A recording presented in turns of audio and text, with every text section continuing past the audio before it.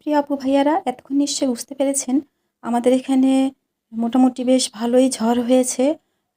আধা ঘন্টা থেকে 40 মিনিট আগে মাগরিবের এরকম ঝড় বাতাস, তারপরে তো বৃষ্টি হয়েছে। বৃষ্টিটা তুলনামূলকভাবে অনেকটাই কম, কিন্তু ঝড় বাতাসটা অনেক বেশি হয়েছে। একদম শুরুর দিকে বৃষ্টি ছিল না, যেহেতু শুকনা শুকনা ঝড় বৃষ্টি। তো আমাদের বাগানে এবার দু একটা গাছে আম আছে, তো নিচে আমি মানে বাগানে গিয়েছিলাম, কিন্তু অনেক মানুষ ছেলেপেলে, যেহেতু দুই একটা গাছে আম, তাই তো ওখানে আমি আম কুড়াতে পারিনি, তাই চলে এসেছি ছাদে। আমাদের টিনে তো আম আটকে থাকবে আমি জানি, তাই তো এই ঝড়ের ভেতরেই ঝটপট করে খুব ভয়ও লাগছিল, আম কুড়িয়ে নিলাম। আর নিচে ওর আব্বু কিছু আম কুড়িয়েছে। আসসালামু আলাইকুম আমার প্রিয় আপু ভাইয়ারা, সবাই কেমন আছেন? আশা করি আল্লাহর রহমতে ভালো আছেন, সুস্থ আছেন। এবছর প্রথম আমাদের এখানে ঝড় হলো, আর প্রত্যেকবারই ঝড় হলে আমি আম কুড়াই। আর আমার কিন্তু আম কুড়াতে ভীষণ ভালো লাগে। অনেক ভয়ও লাগে যদিও, তারপরেও হচ্ছে লোভটা সামলাতে পারি না। আমি কিন্তু আম কুড়িয়ে নিয়ে আসি, নিয়ে এসে মানুষকেই দিয়ে দিই, কারণ এত আম খাওয়া কোনোভাবেই সম্ভব হয় না। আর এবার যেহেতু অল্প আম, তাই তো আমগুলো ধুয়ে সুন্দর করে রেখে দিলাম।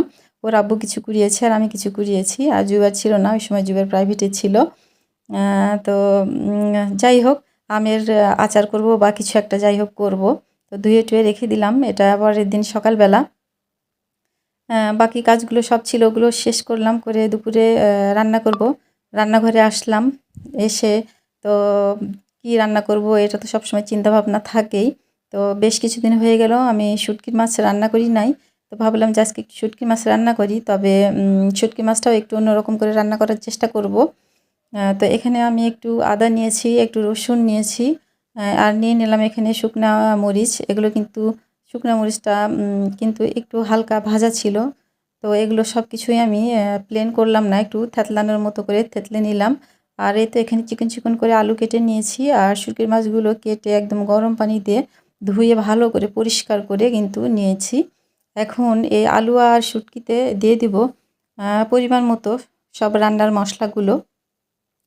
তো যাই হোক, আমার প্রিয় আপু ভাইয়ারা, কি বলবো, ঝড়ের সময় আহাদ থাকে, আমি থাকি, জুবায়ের থাকে, ওর আব্বু থাকে। ওর আব্বুকে সহজে আমরা যেতে দিই না, ওর আব্বুকে বাড়িতেই রাখি। আর আমরা তিনজনই ঝড়ের সময় আম কুড়াই। আর প্রচণ্ড যখন খুবই ঝড় হয় তখন আমরা কেউই বের হই না। আম, তো এবার আহাদ নেই, আহাদকে মিস করছি। আমার মেয়েটা গতবার ছিল, তো এবারও ও নেই, ওকেও খুব মিস করছি।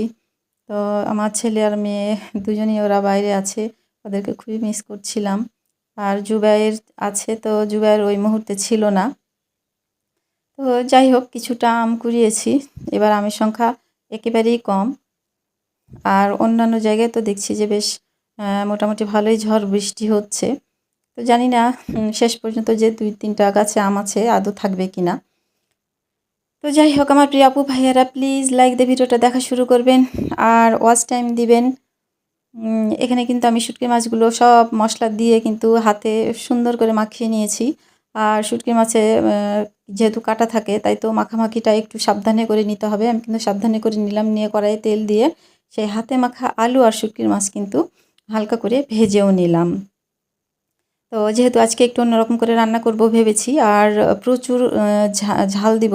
আমি তো শুরুতে ঝাল দিয়েছি শুকনো মরিচ, তো আমি এই যে এখন কাঁচামরিচও দিয়ে দিচ্ছি। আজকে অনেকটাই এই শুটকির মানে চচ্চড়িটা বা শুটকির ঝালটা ঝাল ঝাল করবো, নাহলে শুটকির ঝাল হলো কেমনে। তো এবার কিন্তু সে ভাজা আলু আর শুটকিগুলো আবার সেই তেল কাঁচামরিচে দিয়ে দিলাম, দিয়ে এখানে আবার একটু নাড়াচাড়া করে একটু ভেজেই নেওয়া বলেন আর একটু কষাকষি বলেন, যেটাই বলেন না কেন করে নিচ্ছি।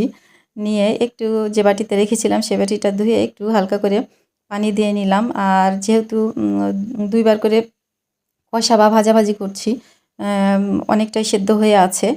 আর গরম পানিতে যেহেতু শুটকি মাছ পরিষ্কার করা, আর আরেকটু তারপরেও দিয়ে দিলাম পানি, দিয়ে একেবারে আস্তে ধীরে ঢেকে ঢেকে কিন্তু আমি শুটকির মাছগুলো মাঝে মাঝে নাড়াচাড়া করে দিব, আর এভাবেই রান্না করে নিব। তো অনেক বেশি কিন্তু ঝাল দিয়েছি। আর গোটা গোটা সরি গোটা গোটা না, রসুনের কোয়া অর্ধেক করে করে দিয়েছি, দিয়ে সুন্দর করে ঝাল ঝাল করে শুটকি মাছটা রান্না করলাম। আমার প্রিয় আপু ভাইয়েরা সবাই তো শুটকির মাছ খান, যারা পছন্দ করেন তারা বিশেষ করে, আর যারা পছন্দ করেন না, অনেকে আছে যারা পছন্দ করে না, তারা আদতেই খেতে পারে না। কিন্তু যারা খেতে পারেন তারা আমার মতো করে একবার ট্রাই করতে পারেন। আমি একটু চেষ্টা করলাম অন্যরকম করে রান্না করতে। আলহামদুলিল্লাহ খেয়েছি, খুব ভালো লেগেছে। আমি আর ওর আব্বুই খাই। আর যেদিন শুটকি মাছ রান্না করি সেদিন ওর আব্বুকে আমি খুব একটা বেশি দিতে চাই না, খুব কৃপণতা করি। তো আমার শুটকি মাছ কিন্তু রান্না করা হয়ে গেছে। আর একটাই মাটির মানে তাওয়া টাইপের এইটা কড়াইটা। তো এই তাওয়াটা আসলে একটাই নিয়েছি, আরেকটা নিয়েছি। তো ওইটা আমি এখনও রান্নার উপযোগী করি নাই সময় সুযোগের অভাবে। তো এইজন্য একটা, একটা করে রান্না সেরে নিতে হচ্ছে। তো ঘরে একটু লাউ ছিল, ভাবলাম যে লাউটা একটু ভাজি করে নিই। আপনারা সবাই লাউ ভাজি কীভাবে করেন জানি না। তো আমি আজকে লাউগুলো গ্রেট করে নিলাম। নিয়ে কিন্তু আগে লাউ ধুয়ে নিয়েছি ছিলার পরে, তারপরে গ্রেট করে নিয়েছি। নেওয়ার পরে রেখে দিয়েছিলাম, তো পানি বের হয়েছে, আমি কিন্তু লাউটা চিপে পানি বের করে নিয়েছি। নিয়ে তারপরে এই তো সব কিছু দিয়ে তেলে দিলাম, এই কড়াইতে দিয়ে আস্তে, আস্তে কিন্তু অল্প তাপে নাড়াচাড়া করে ভাজিটা করে নিলাম। আলহামদুলিল্লাহ আমার ভাজি করাও হয়ে গেছে। তো আজকে ছোট্ট একটা ভিডিও দিলাম। প্লিজ সবাই দেখবেন, সবাই ভালো থাকবেন। আল্লাহ হাফেজ।